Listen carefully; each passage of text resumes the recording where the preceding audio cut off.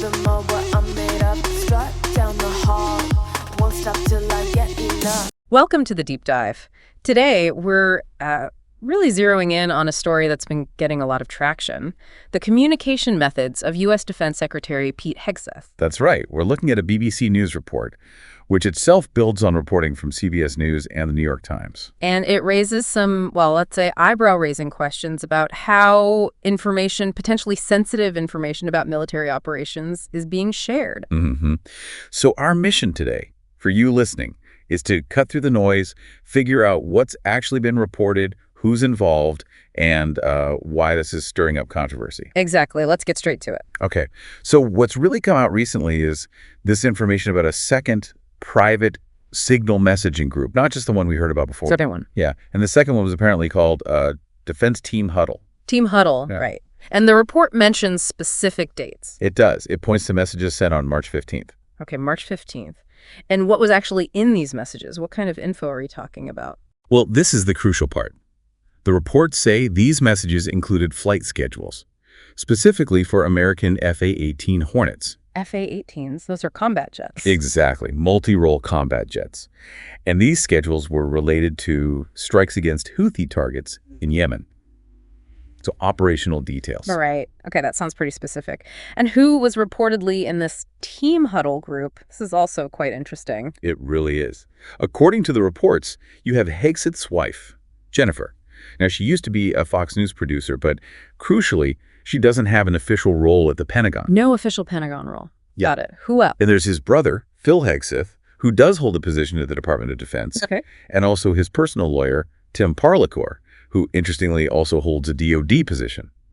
So a mix of official and non-official family and legal counsel. Precisely. And that really brings us to the central question everyone's asking. Yeah. Why would these particular individuals, especially, his wife, with no official defense job, need advance warning about sensitive U.S. strike plans? Yeah, that's the core of it, isn't it? It makes you pause. What could be the justification? For you listening, it sort of highlights that constant tension, that need for clear boundaries in public office. It really does. Now, you mentioned this wasn't the first group. There was an earlier one? That's right.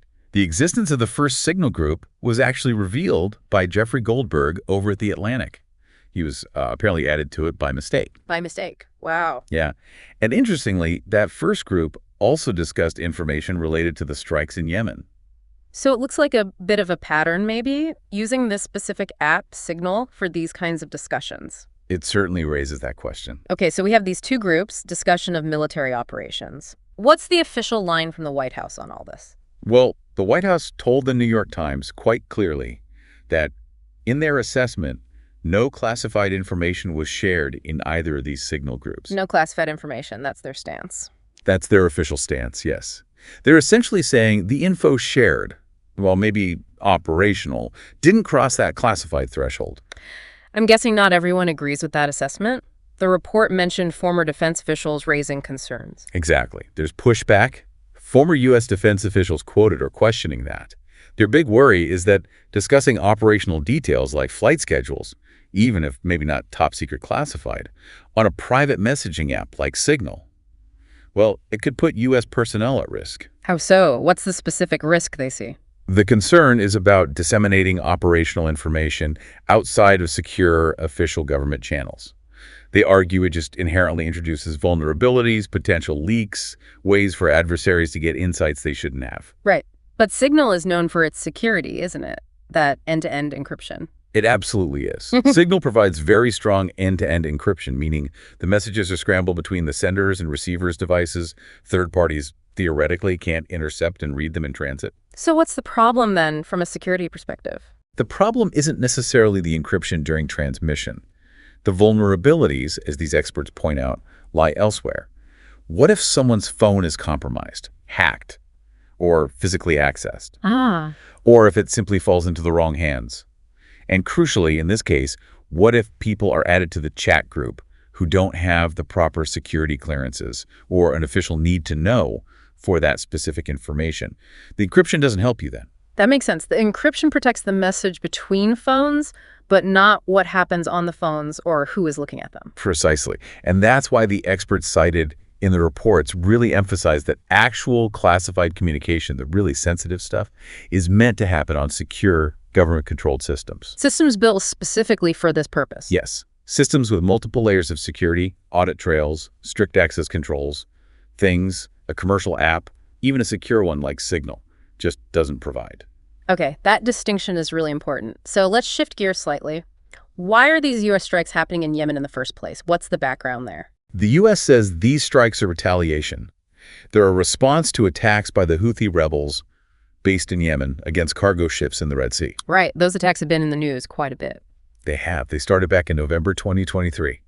And we're talking dozens of attacks on merchant vessels using missiles, drones, even small boats, primarily in the Red Sea and the Gulf of Aden, which is, a critical waterway for global trade.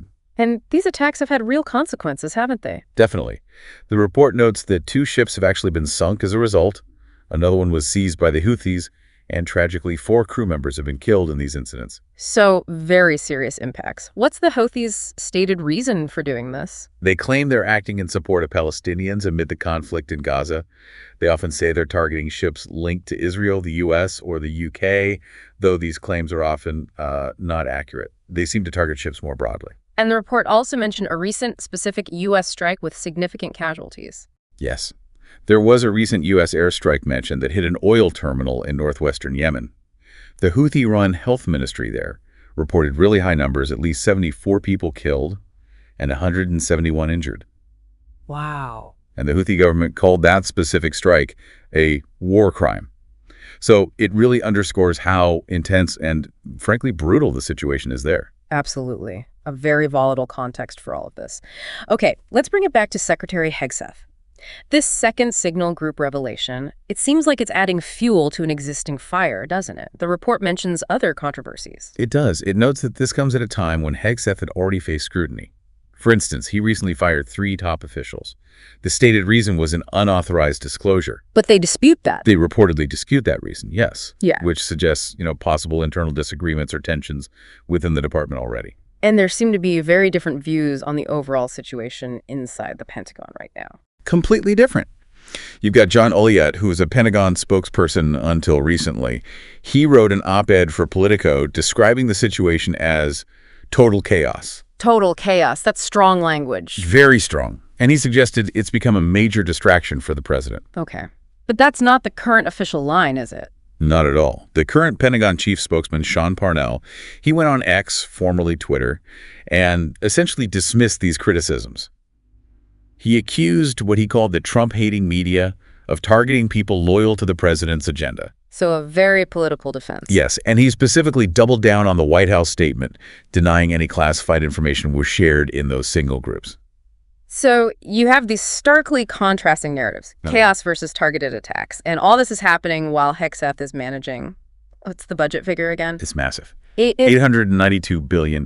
That's the Pentagon budget he's overseeing. 670 billion pounds, roughly. That kind of money really highlights why transparency and proper procedure are so critical, doesn't it? Absolutely. When you're dealing with that level of responsibility, national security operations and taxpayer money, the methods of communication, the security protocols, they really matter. Okay, so let's try and pull this together for everyone listening. We've got these reports, mainly via the BBC, CBS, and NYT, about U.S. Defense Secretary Hegseth using Signal, an encrypted app. Right. Not just once, but in at least 2 separate groups to discuss details related to U.S. military strikes in Yemen.